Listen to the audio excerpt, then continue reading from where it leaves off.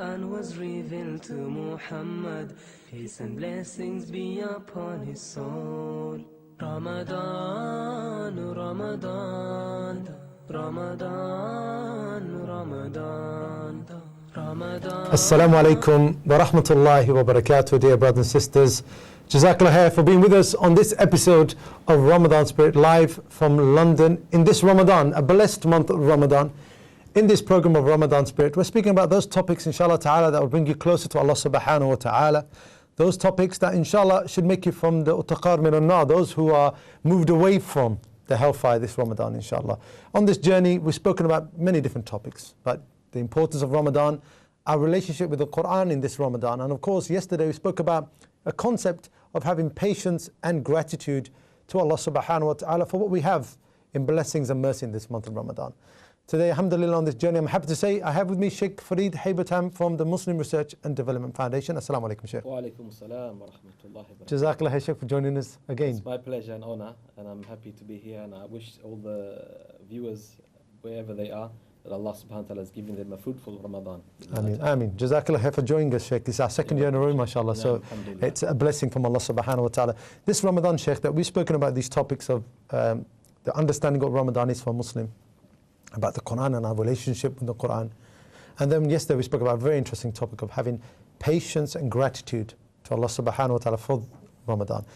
Ramadan is a month of worship. It's a month that we must have a relationship for a particular purpose.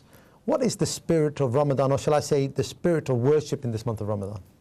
Yes, excellent question, and just listening to your introduction, it seems I have to commend you for really the topics you're choosing. Because in reality, you could say that the majority of the topics you've chosen really touch upon the spirit of worship, and they touch upon the spirit of Ramadan itself. So I guess we're speaking about those essential ingredients that run through the servitude and devotion we offer to Allah subhanahu wa ta'ala. You mentioned that you took patience and gratitude. These are very essential ingredients. Perhaps one I would like to focus on is a matter that has been stated in the Quran with regards to the fact that this was the reason why fasting itself has been prescribed. So we know that when we look at the Quran, we see in Surah Al-Baqarah the mention of fasting Ramadan. Allah subhanahu wa ta'ala starts off by informing us that this amazing act of worship has been legislated for us and for those before us for one reason, and one reason only. And that is, as you know, Allah subhanahu wa ta'ala says, لَعَلَّكُمْ تَتَّقُونَ, so that you may achieve taqwa, you may practice taqwa. So this really would touch at the spirit of this act of ibadah, and it is really one of the spirits of any act of worship as well. Okay, Jazakallah khair. Before I go into this topic now, inshallah, I'll just remind our brothers and sisters that you can give us a call on 0044 207 908 7283, and we'll take your call, inshallah, and please make it on the topic. If you have a call which is outside of the topic, you can still call in. We'll take the call and we'll take the question and try to address it at the second part of the show. Of course, you can also email us at ramadan@hudatv.co.uk. Jazakallah khair. Okay, so now we know that لَعَلَّكُمْ تَتَّقُونَ, this purpose of why fasting was given to us. Now this word taqwa is sometimes it's seen as quite a loaded term. What does taqwa mean? You know, God consciousness, piety, having awareness of Allah. But in the context of this Ramadan, what do we mean by this term taqwa? Yeah, it is a word that connotes and carries so many meanings. Okay, and maybe first I'd like to point out that the significance of taqwa in the life of the believer can be drawn from many facts. One of the most amazing ones that I just looked at yesterday was just to figure out that this word taqwa and its derivatives is mentioned in the Quran no less than 200 times. So it's definitely something that Allah wants us to pay attention to. And as we said, the very first ayah speaks about taqwa, and interestingly, in those 5 ayat which speak about Ramadan and fasting in Surah Al-Baqarah, the very last word of those 5 ayat is yattaqun. So Allah brings us back to the issue of taqwa. So what is taqwa? If we look at the sort of root meaning of the words, without going into so much detail, it really means to protect oneself, to shield oneself, So when you have the common phrase, someone says, ittaqillah, someone says to you, have taqwa of Allah. What does it mean? It means, shield yourself from Allah's wrath and punishment. And Allah subhanahu wa ta'ala commands us with this in the Quran itself. Allah subhanahu wa ta'ala says, وَلَقَدْ وَصَيْنَا الَّذِينَ أُوتُوا الْكِتَابَ مِنْ قَبْلِكُمْ وَإِيَّاكُمْ أَنِ اتَّقُوا اللَّهِ. That where we have ordained and prescribed on those who have been given the book before you and yourselves to have the taqwa of Allah. So in essence it means raise a shield, put a barrier between yourself and Allah's punishment. How that is done is very clear in the descriptions given to us by the readings of the Quran and Sunnah and the statement of the scholars. And essentially that means to enact those commandments. Whatever Allah subhanahu wa ta'ala has asked you to do, you perform them. Whatever Allah subhanahu wa ta'ala asks you to abstain from, to prohibit doing certain actions, you stay away from. This is the reality of what it means to be a muttaqi and to have taqwa. And the connection with taqwa and fasting is very strong. So the action of, or the thing you're trying to do is protect yourself, okay? Your iman, Sheikh Farid, if I could ask you, in Allah and the fear of, say, punishment and Allah's wrath, brings up this thing of protection, okay, like you're saying.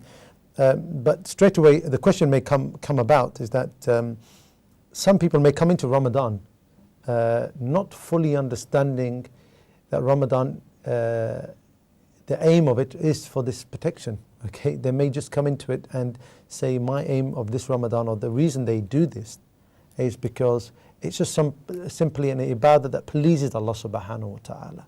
I mean, how do we go about reconciling it? Because people have different reasons why they see they are fasting. Yeah, the different reasons, different intentions, as long as they are all lead to the ultimate same aim, yeah, they're not problematic.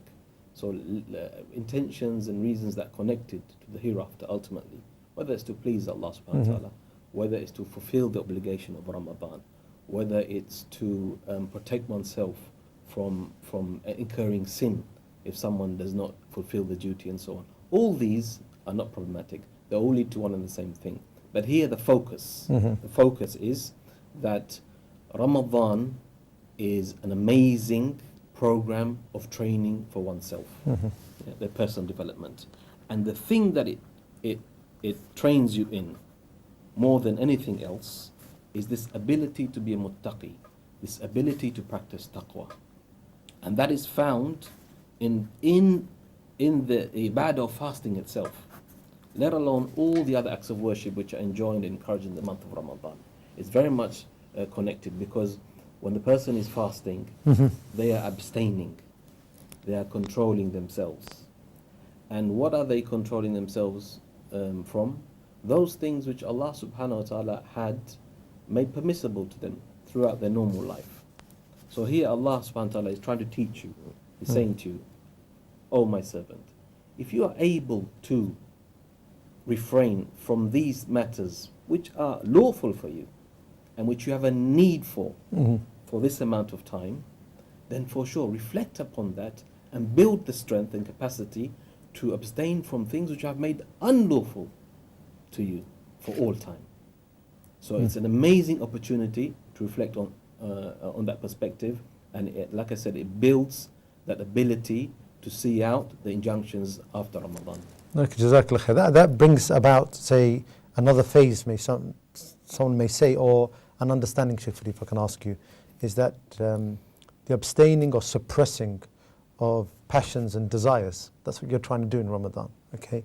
Whether it's passions in terms of relationships, okay, or desires for food or so forth. Is this not the proclaiming of the supremacy of Allah subhanahu wa ta'ala in this context? Because by you doing this, you're basically saying it's Allah subhanahu wa ta'ala I want to follow. So really it's a form of ibadah, isn't it? Pure ibadah. Even though you're abstaining, you actually are doing a very big call. You're telling everybody, look, I'm saying to you all that Allah is my Lord. Yeah. Well, you're saying it to yourself foremost, because as we know, the fasting is the type of ibadah which is It is a personal one between the person and their Lord. And that's why it's something that stands out from other acts of worship. And that's why Allah subhanahu wa ta'ala mentions in the Hadith Qudsi that it is for Him and He alone rewards for it. Yeah? But for sure, the connection to achieving mastery over one's nafs. You see, Allah subhanahu wa ta'ala created us with inclination to desire. Okay? So that's not something you'll ever be able to rid yourself from. But what He wants you to do is control. Control that nafs. Control that desire. And in that preference which you give in following Allah's commands over your nafs, that is the reality of servitude. Coming back to this issue of the spirit of worship, that is reality. Because you know that you are a slave and you have to do your master's bidding, not yours. So when you decide to put aside your inclinations and your desires and you submit to what Allah wants from you, you are really for sure fulfilling the purpose of your creation and fulfilling the reality of who you are. Jazakallah khair. So, Sheikh Fareed, if this is, mashallah, you expounded upon it, and you said the bidding of your Lord, okay, and you're controlling yourself and you're trying to attain this taqwa. Surely taqwa must have levels of some sort, or there must be, people come at different levels to Ramadan. Ramadan is not just simply, everybody comes in there, they're very high in taqwa. So how do you gain those levels, shall I say? That was a question maybe to ask. Is there different levels? Not discrete levels, but obviously the believers differ in their rank. Let me say this, the believers do different in rank. I'm just saying, if somebody comes into Ramadan at a certain level, how does he get to the next level? Maybe that's the question to say. Because many of us, we go to Ramadan and it's the same as last year and the year before and the year before, and we come out to it very close to how we went into it. Yeah. Maybe. Yeah, it's a valid question for all of us, okay? And that can be answered in a number of ways. I'll choose to mention a couple of things. One is, like anything, the key to unlocking anything and bettering oneself is knowledge. Okay? And of the different types of knowledge you can acquaint yourself with, the most important is that whenever you're involved in act of worship, whenever you're involved in the month of Ramadan, understand its higher objectives. Understand, go beyond the issue of food and drink, and sexual intimacy and so on. Yeah? When you start to look with that lens, you will see that actually it is not really about that. Because what the Prophet said to us, Allah has no need for the person who engages in lewd sins and false speech to abandon his food and drink. So it's not really about itself, the abandoning of food and drink. And the Prophet said in another hadith, رَبَّ صَائِمٍ, maybe the one who's fasting, حَظُّهُ مِنْ صِيَامِهِ الْجُوءُ وَالْعَطَشِ. That what he'll get, the rewards and gains he'll get from his fasting is not more than hunger and thirst. Yeah. So that recognition and realization is the first key. Secondly, understand that practice makes perfect. Yeah. Allah wants us to strive. Yeah. A person only becomes someone who is patient and forbearing through practicing being patient and forbearing. A person only becomes knowledgeable through learning. Likewise, a person can only have a higher level of taqwa through the practice of being muttaqi. So the more a person strives, and this is the most amazing thing about our deen, that is, if a person strives to do something good, Allah subhanahu wa ta'ala facilitates that for him. Yeah? And one of the consequences of doing a good deed is Allah facilitates for you another good deed. And taqwa is a cause to do good, and when you do good, it gives you a high level of taqwa. So it's ongoing. They feed each other and build each other. So really the key answer is, don't have a negative mindset. Don't be defeated. Be positive always. As the Prophet said, احرص على ما ينفعك ولا تعجز. Strive for that which will benefit you and don't give up. Don't look at the back, the past. Don't look at the last third of Ramadan that has now passed us. If you didn't do that much, think forward. What can I do from now on? How can I better myself? And know that Allah subhanahu wa ta'ala is so kareem and so merciful that if He sees his slave struggling and seeking a nearness to him, He's not going to cast him away. So, mashallah, that makes us understand that taqwa in itself is something that we really have to concentrate on. Yeah. I mean, it's not something we take for granted, and I'm saying it very openly that many people come into fasting, and maybe the presenter is one of these people, is that you come into the fasting period abstaining from food and intimacy and all these things that come with it. But the deeper understanding of it is something which is lost in our cultures maybe as well. They talk about, it's a food festival at this iftar time. So how, Sheikh Fareed, if I could ask... I read something that was quite interesting. Someone said, don't see fasting as a celebration of eating. It's a celebration of not eating. Yeah. That's the reality. That's right.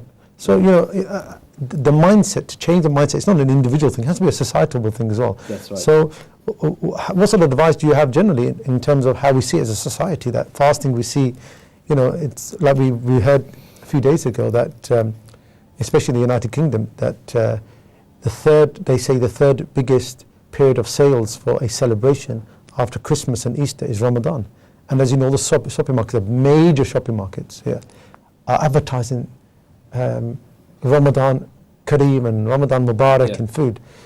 How do we as a society slowly change it? Because as an individual, yes, but as a society, how do we change this? It comes through education, and those who are entrusted with steering the society, those who are guardians of the society, those who are positions of leadership and positions to inform others, they need to take the reins. I don't want to just take that stat and use it as an indicator just purely that the Muslims are only interested in eating, because obviously it's a charitable month, so people will naturally spend more, and there is obviously going to be some reality to the fact that you're going to purchase different types of food, you want to make fast, but it is an issue really of moderation. That is something we really got to focus in on. And that, like I said, that instruction needs to come from top down. Jazakallah khair. We've got a first call today, inshallah. Assalamu alaikum wa rahmatullahi wa barakatuh. Dear brother, sister, what's your name and where are you calling from? Hello, my name is Yasin. I'm calling from Morocco. Okay, Hussein, please tell us, what's your question, please?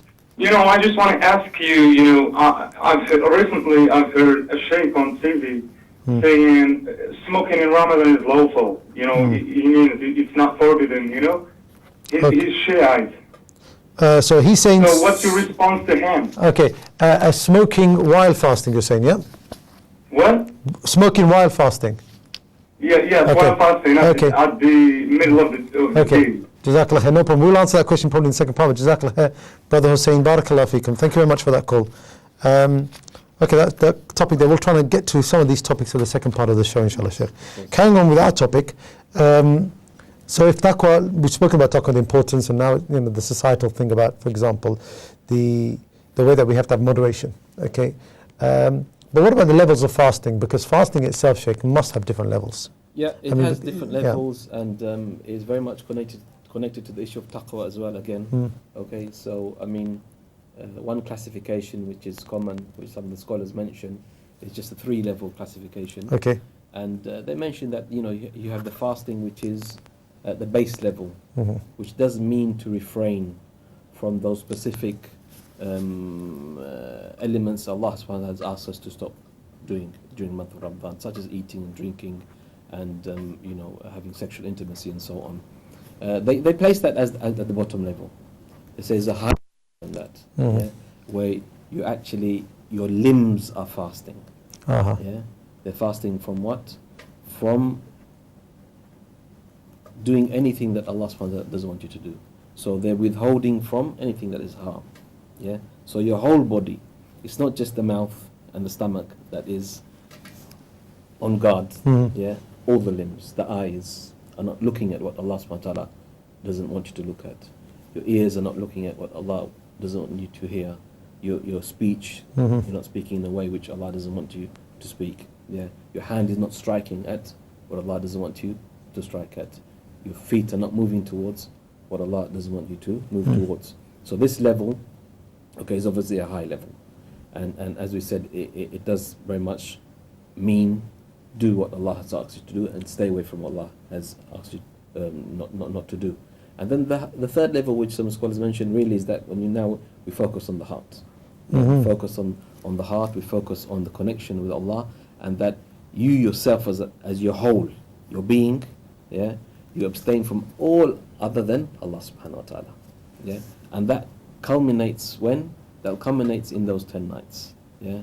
And it's perfected. And if someone is able to do i'tiqaf, for example, then you're looking to achieve that seclusion, getting that intimacy with Allah subhanahu wa ta'ala can bring a person to that third level. It can bring a person to that third level without even doing i'tiqaf as well, but you facilitate. You know, Allah subhanahu wa ta'ala is so merciful, He's blessed us with places that help us. He's blessed us with times that help us. He's blessed us with amazing acts of worship which help us. And Ramadan is one of those amazing ones. It's not for any small reason that is we made a pillar of Islam in terms of what it can do for the believer. So these kind of things, if a person, like I said, taps into them and realizes the potential. And they're tapping into, for example, the second part, what you said, the middle level. Basically, you see majority of people do it, abstaining from food, from intimacy and so forth, and drink.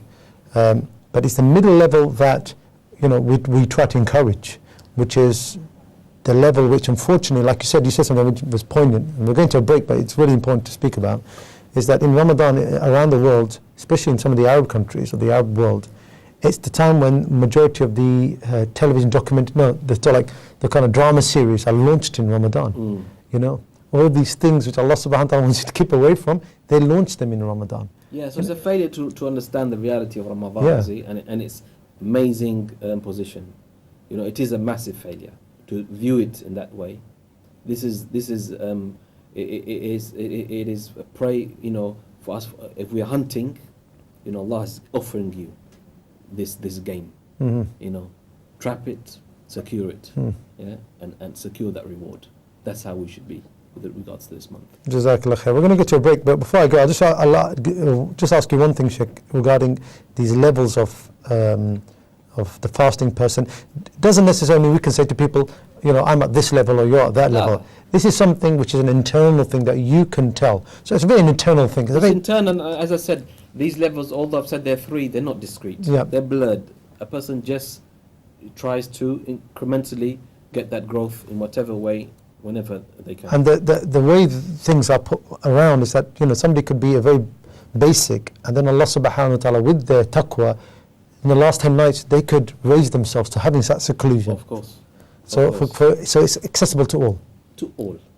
Our deen is accessible to all. There's no such thing that there is within our deen that there is a part of it accessible to some elite or people or something. This is foreign to our religion. Jazakallah khair, Sheikh. Okay, we're going to take a short break there. Return in a couple of minutes. Please stay with us on Ramadan Spirit live from London. Please give us a call or send us an email. You've got all the details there, should be up on your screen. We'll see you in a couple of minutes, inshallah. Assalamu alaikum wa rahmatullahi wa barakatuh.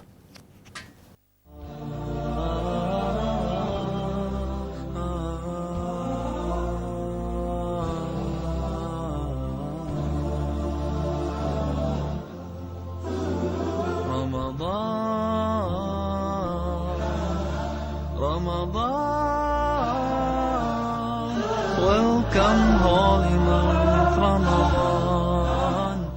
The blessed month has dawned upon us, with its merits and blessings combined. In it the Quran was revealed to Muhammad, peace and blessings be upon his soul. Ramadan, Ramadan, Ramadan, Ramadan.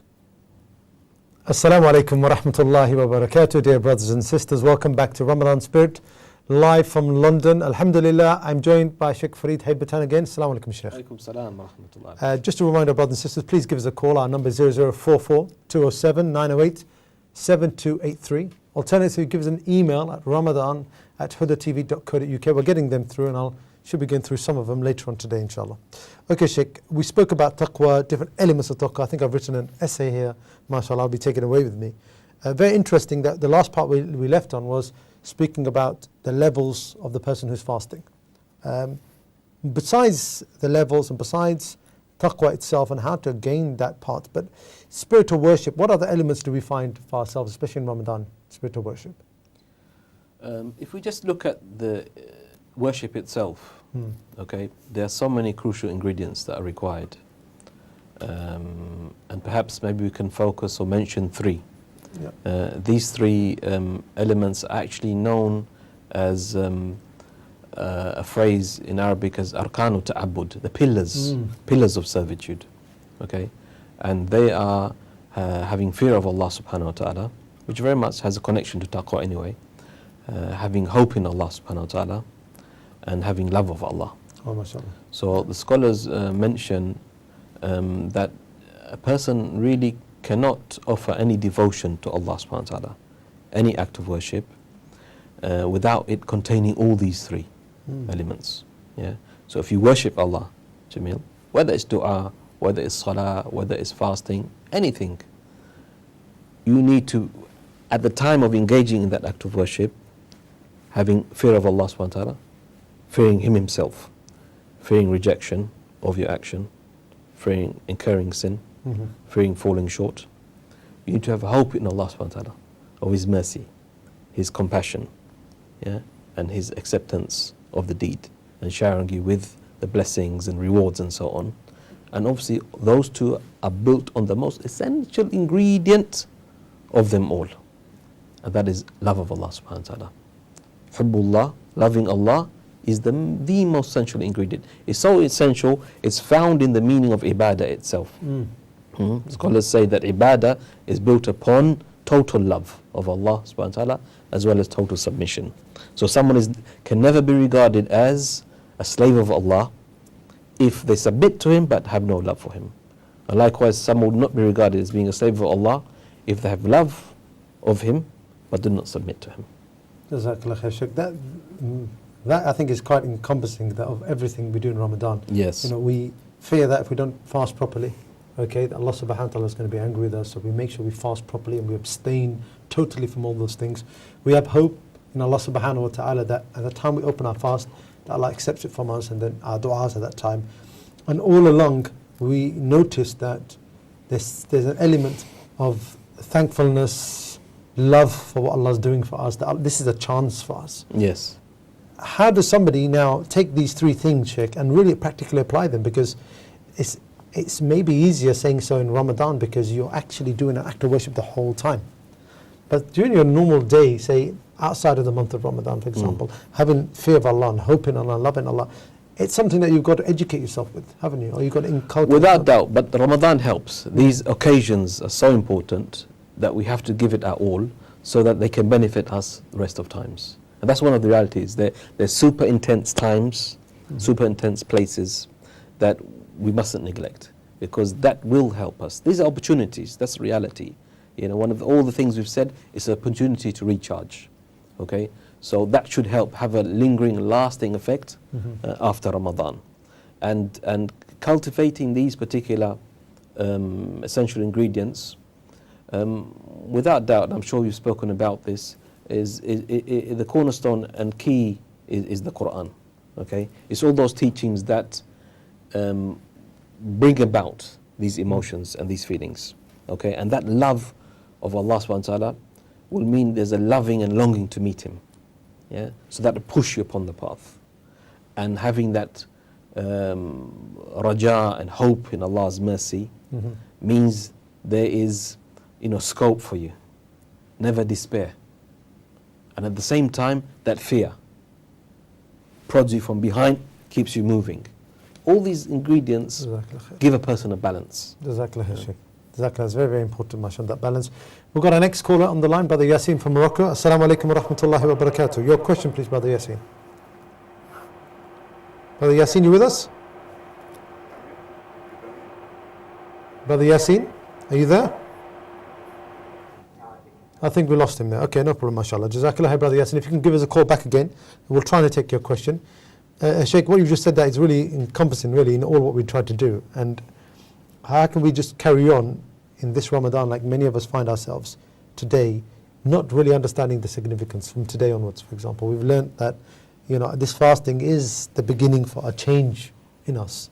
What advice would you give us? So what advice would you give our brothers and sisters in making that change in this Ramadan, making it something special, trying to encompass these elements within it that you spoke about? What would be a guide, or shall I say a good step for us to start on? Well, there's always two things we're always going to mention, and we should never ever forget mentioning them. And one is the importance of having sincerity, being genuine in what you desire, and the other one is the issue of supplicating to Allah subhanahu wa ta'ala. Yeah? So if Allah sees in his believing slave that he's sincere in wanting him, in wanting to get closer to him, in wanting to be somebody who's characterized as being one who's obedient, an obedient slave, and that the person is asking for that as well, seeking it. He's not just has, wishful thoughts. He wants to grow an amazing plot of land, but he's not going out, he's not irrigating it, he's just sitting in his house and just hoping it's going to grow. No. There needs to be some kind of effort. وَالَّذِينَ جَاهَدُوا فِينَا لَنَهْدِيَنَّهُمْ سُبُلَنَا. Allah says, those who strive in our way, we will guide them to our ways. Okay? So Allah wants you to see striving. So if you are truly striving and you are genuine, Allah subhanahu wa ta'ala will facilitate for you. So then moving on from that, I would say the first thing is remove the shackles, the shackles of the type of worry that prohibits a person from progressing. Because many people are incapacitated psychologically. They think they can't be better, or if they slip and fall, they think that's it. There's no hope to come back and do more. So I repeat again, if this first third of the month hasn't gone the way you had wanted it to go, don't let it be a reason for not having a better second third. That's right, which culminates in even better last third. Yeah. So have a positive mindset. Rely upon Allah subhanahu wa ta'ala. We didn't speak about reliance. This is tawakkul is another essential ingredient. There's so many more. And all these really come down to what? Having husnul dhann of Allah subhanahu wa ta'ala. Harboring good thoughts of your Lord. This in itself is an action of the heart. Okay? So if you think of Allah in a positive way, and if you think of Allah in a way that He rewards the one who does good with good, He facilitates those who want Him, then Allah will respond to you in that manner. But if you view Allah subhanahu wa ta'ala in a negative light, in a matter unbecoming, unworthy of Allah subhanahu wa ta'ala, then you could be punished with being, abandoned. It's very important because Allah mentions this in the Quran. He says, who despairs of the mercy of Allah other than people who do wrong? So never despair of Allah's mercy. This is a month of khair, a month of barakah, a month of rahmah.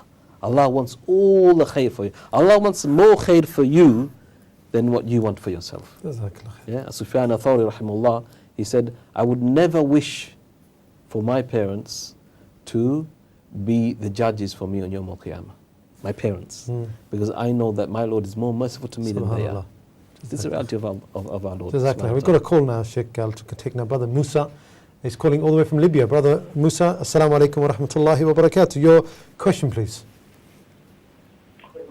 Wa alaikum assalam wa rahmatullahi wa barakatuh. Jazakallah. Assalam wa rahmatullahi wa barakatuh.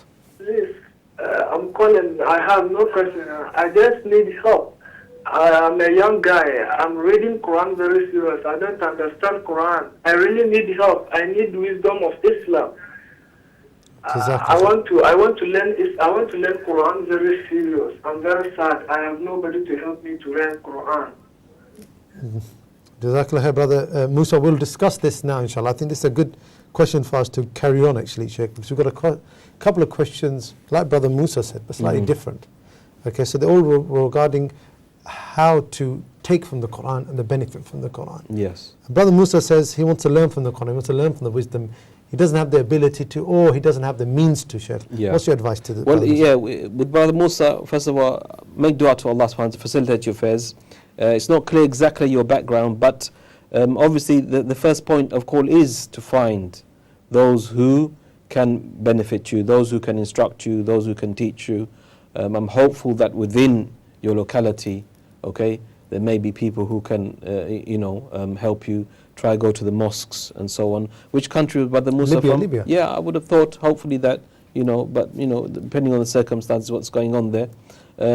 I'm hoping maybe you have online connection, for example. There's a wealth of information out there right now. And don't be overwhelmed. This was the other point maybe to say, okay? People, when they hear this kind of discussion, and they realize how important and how significant all this information is, and they want it, yeah? Don't be overwhelmed by it. And don't feel that if I can't grab it all now, that's it, I'm lost. Be realistic, okay? And, know that things take time. As long as you are continually trying and persevering, Allah subhanahu wa ta'ala will open that door for you, and you will gain so much knowledge. So it's a building practice. Foundations. You're not going to be running before you're walking. No, and slowly but surely, like you that's right. And running before you're walking could end up in in places where you don't want to be, because Allah subhanahu wa ta'ala doesn't want you to shoot like this high peak for a couple of weeks and then you just flat line, nothing for 6 months. Someone who's building slowly and moving slowly. Prophet has told us the most beloved actions to Allah are the ones that are the most regular, even if they are little. So, slowly increase your understanding of Quran. Try, persevere with all that you can to find those who can help you. Inshallah, you will find bi'idhnillah ta'ala. Jazakallah. We have a question, Sheikh, online. And the question asks a very interesting question, and we hear it all the time, but they added a segment at the end which I think puts a twist on it. They asked the question, can I hold and read the Quran during Salah? And I assume they're talking about maybe the Taraweeh Salah, whether they're doing it themselves or whether they're following an Imam. But the question they said at the end of that, and the question went, at the same time, because I want to ponder on the Quran. Is this permissible, Sheikh? It's problematic, you see. I mean, we can understand the reasons why. Yeah, we can understand the good intentions behind it. But imagine giving an answer of yes to that. You'd have everybody with their iPads and their iPhones and books and so on behind the Imam. Only if there's a necessity, there's a necessity in a particular situation whereby someone needs to lead, for example, and there's no one else to lead, and they wants to read a portion of the Quran hasn't mastered. But just for anyone behind the Imam or even someone who's right behind the Imam who needs to make sure the Imam doesn't make mistakes, but just for anyone, because of the good intention, wanted to ponder and to follow the Quran, even though they are worthwhile and healthy intentions, Allah knows best that they're not ones that would validate that practice. So strive to learn outside that time. Try and prepare before the night to see what sort of discussions this particular juz or portion of the Quran contains, and catch up like that. But during the salah itself, Allah knows best, it's best not to. Jazakallah khair, Shaykh. If we can go back onto the topic of the spirit of Ramadan, and mashallah, you've opened up so many different areas, and each one of those is like in itself a program. So we've got so many different areas, like you spoke about earlier on, which I've got down here. It's like Ramadan is a time for personal development. Yes. It's a time to change yourself and use worship as that tool. Yeah. So, Sheikh, if you can expand on it slightly, if I had said to you that as a person who's just a general Muslim who knows that Ramadan is a special time to fast, how do they start that process? Is it good to make plans? Is it good to sit down and put down what you try to achieve at the end of the month? Or is it something that you just carry on and inshallah Allah will guide you towards that which is good? It's a mixture of the two, meaning always plan. If you plan, then you have more hope to achieve something. If you have targets, you're more likely to attain something. If you just go, without any plan, any targets, then the reality is that whatever you achieve, you'll say, yeah, I achieved. But is it really something you could have done probably much more? But be careful of over-planning, be careful of overthinking, be careful of having a perfect plan. These things, avoid these things. Have one that's realistic to your condition. And as we said, it is time for personal development, because someone said that with the shayateen locked away, you have a chance to know who you really are. Your vices and your bad deeds and so on. That's you. They're saying your soul is showing you who you truly are. So and with abstinence of food and drink, although we said it's at that basic level of fasting, it's not for any reason that they have been prohibited. They have amazing effect on giving focus to the believer.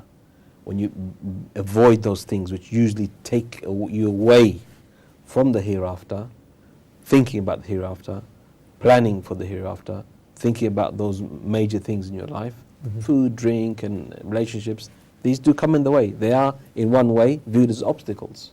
Okay, so Allah subhanahu is opening us, giving us a month by which we can really think, evaluate. And evaluating oneself is key to plotting progress. And Allah subhanahu tells us, Ya ayyuhalladhina amanu taqullaha wal tanzur nafsum ma qaddamat lighad. Wattaqullaha.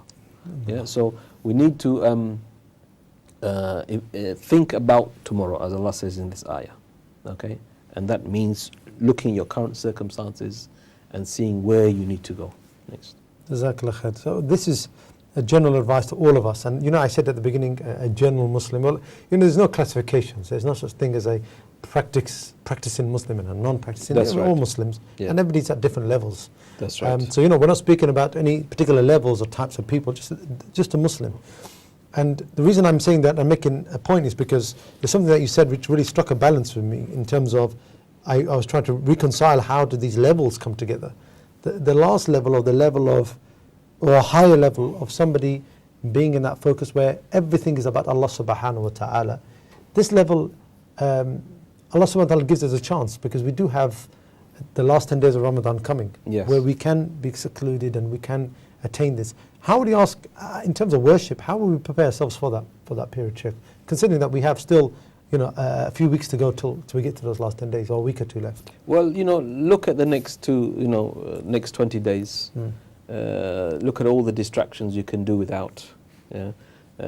Think of being able to not having to engage in things you can delay. Yeah?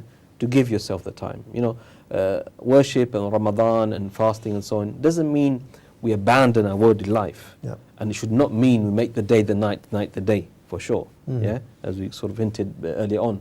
But it doesn't mean you can't just try for a short period of time to dedicate for ibadah. You know, the Prophet ﷺ, in those last 10 nights, he abandoned sleep. Okay, he abandoned sleep. Whereas the norm is to have some sleep and have ibadah in the night. Okay, but it's the opportunity. You know, the opportunity. You know, our life is one of balance. Okay, the Muslim has to be balanced. But as some of the scholars mentioned, in these certain times and places, that goes out the window. Try and get as much as you can. Yeah. So try and think of, you know, coming away from distractions. Things like iftar, for example, especially for us in these summer months. Okay, inviting people is an honourable thing. It's a charitable thing. But if it comes at the expense of preparing for the night, of turning up late for salah, or having to eat more because you have guests and so on, you really got to think whether that's really worth it. Yeah, yeah. You really got to think. So all these kind of decisions, one should think about and make the decisions that will benefit them.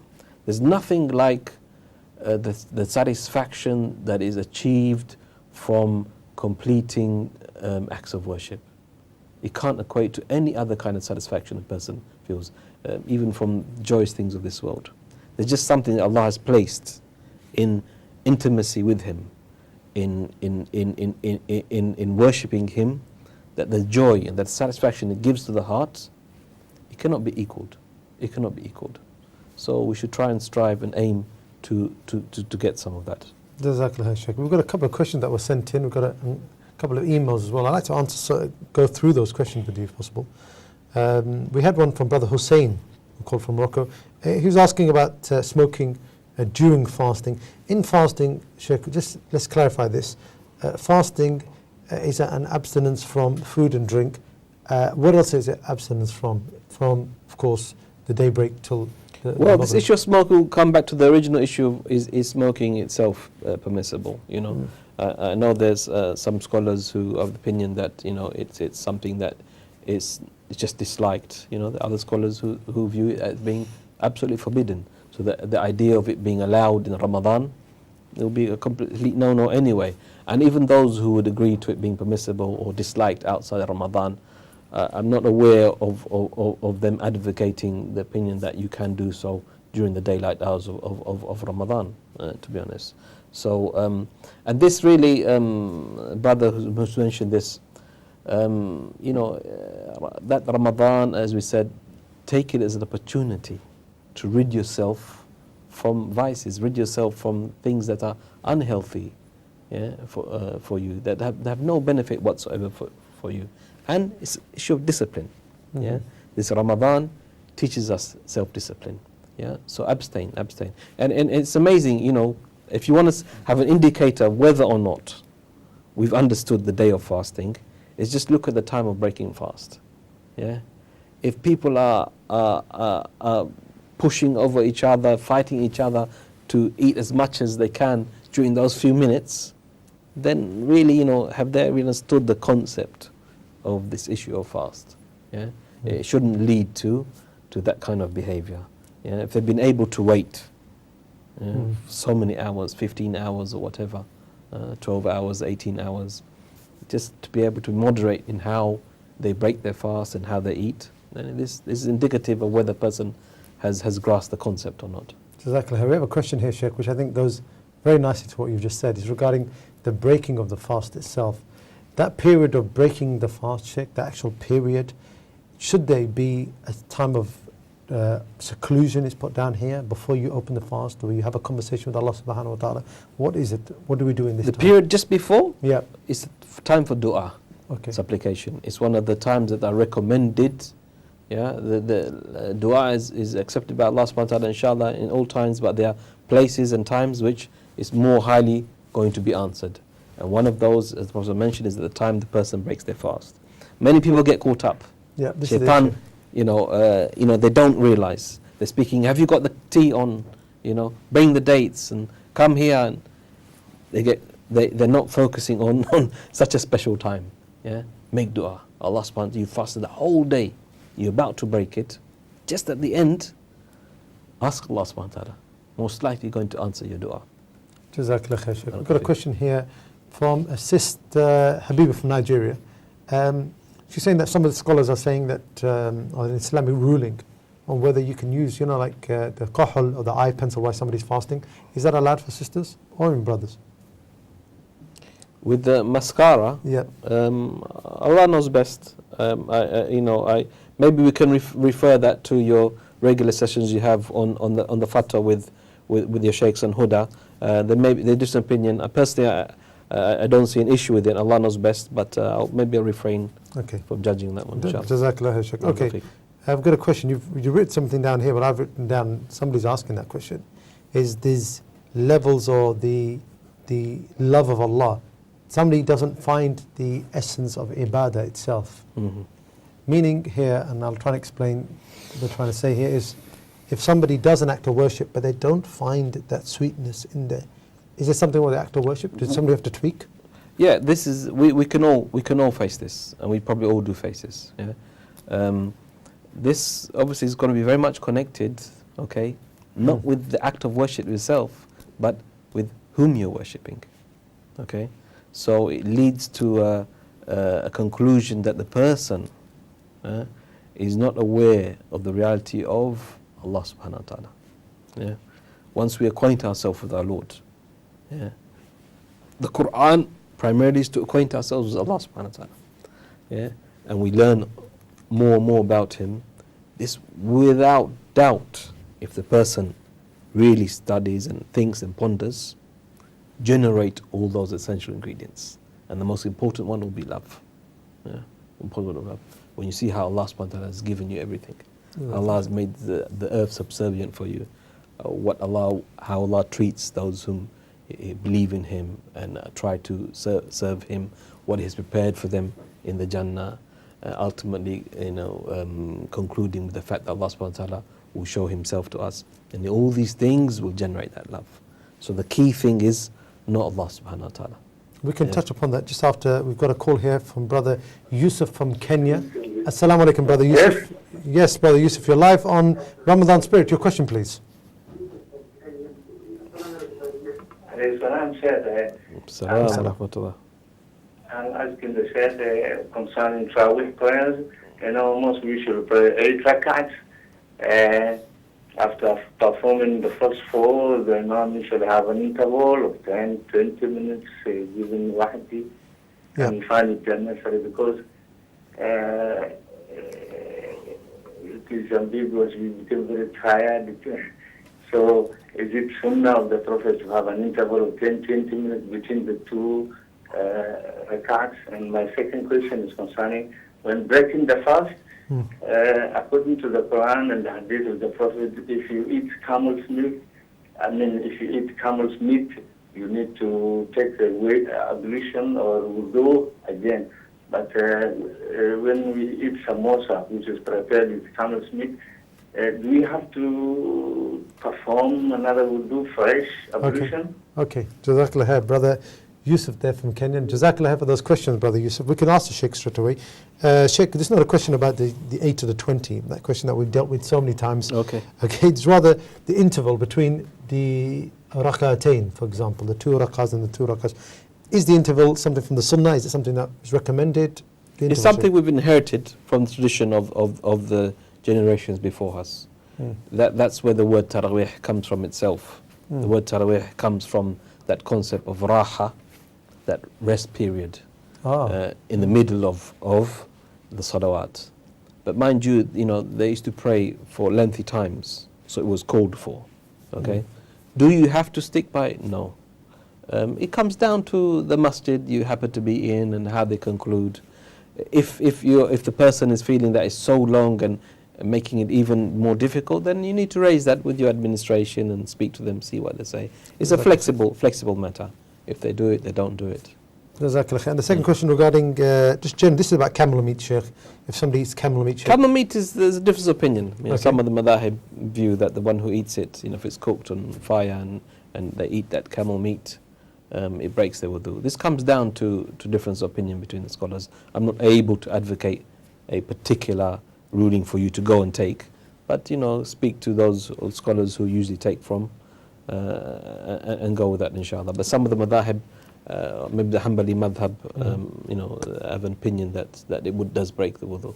Jazakallah khair, Sheikh. Okay, if we can carry on from where we're speaking, the question was regarding the spirit, or shall we say, some people may not feel the essence of ibadah. Say, for example, in fasting, you don't feel that this is something that you're gaining the love of Allah. Allah subhanahu wa ta'ala is loving you for this action. What does somebody do if they don't feel that? Sheikh? Yeah, we have to be careful as well. We have to be careful that how we judge whether we feel or not. Yes. Yeah. We can grow up with this romantic idea that every moment of our ibadah, it's a delicious taste. Yes, that's right. Yeah. This is not necessarily the case. Yeah. There's sometimes there's fear, there's dread, there's worry during the ibadah itself. Okay. Sometimes there's struggle. Yeah. People come for Hajj. They're coming for the house of Allah subhanahu wa ta'ala. The emotions are very strong. They start the tawaf, everything flies out the window. All they've got is stress, being pushed left, right, forward, protecting my family, so on, sweat, heat. Everything's gone out the window. Do we say that this person, because they didn't experience immense love of Allah or fear of Him, their mind was on the struggle, that they somehow failed or didn't achieve ibadah? So we have to have reality of how we judge. I didn't get the fear or the love and so on. Yeah, that's very, very important. And and some things you experience in different situations. Sometimes you experience a love in a particular situation. Sometimes you're a bit more absent. This is the reality of our condition and what is around us. The point is just to be mindful. Be mindful of those things that are more meaningful when you're doing the ibadah. Okay, but don't, like I said, make it something that is a defining factor. That I didn't taste that particular thing. It's very difficult to judge. The reality is that in your mere performing of the ibadah itself, fulfilling Allah's commands, there's a lot of khair in that. Yeah, there's a lot of khair in that. Yeah, it just means that don't be completely absent-minded, completely, in your salah. Think about your salah. Don't, as soon as you give salam, you don't even know, did you do enough the same rak'ah? You don't know what Imam recited. That's those kind of things to be aware of, and just have that focus as much as you can. It's not going to be with you all the time. It's impossible. It's impossible. And pondering over the ayat of the Quran, for example, in salah, for example, at times that happens. Okay? It's not going to happen every single moment. Yeah? So we need to be realistic in that. Jazakallah khair for that advice. We have Brother Abu Bakr with us, live. Abu Bakr on Ramadan Spirit. Abu Bakr from Gambia. Assalamu alaikum, brother. Brother Abu Bakr, you with us? Okay, we've lost Brother Abu Bakr there. We do apologise for that. Brother Abu Bakr, if you give us a call back in, we'll try to sneak in. We've got a couple of minutes left. Sheikh, just before we do wrap up, we've got a last bit of advice, maybe if you can give us, regarding coming towards the first third of Ramadan. Is that we need to do one thing in our Ramadan anyway, which is that we need to at least give more sadaqah. We need to be of those people who follow the Prophet ﷺ in this level. It seems to us that we see a lot of people asking for money in Ramadan, and it's the time that people do ask. But it is actually something very highly recommended, isn't it, in terms of getting that love or closeness to Allah subhanahu wa ta'ala when you give away from what you have. Of course, of course. Allah mentions this directly in no uncertain ways, that you will not attain birr. You cannot attain that righteousness if you do not spend from that which you covet and love. Very clear in the ayah. You will not be able to get this birr, righteousness, if you do not spend from what you have a craving for and love. And Ramadan, as we know, is a month in which the Prophet ﷺ was more generous than any other month. So use that time to be charitable. Sheikh Fareed, thank you very much for all your advice and all your help. Sisters, that's the end of the show of Ramadan Spirit. Inshallah, we're going to be with you again next week on Saturday and Sunday from 1 o'clock to 2 o'clock GMT. You can send your questions to ramadan@hudatv.co.uk. But until the next time, inshallah, I'll leave you with Assalamu alaikum wa rahmatullahi wa barakatuh. Its merits and blessings combined.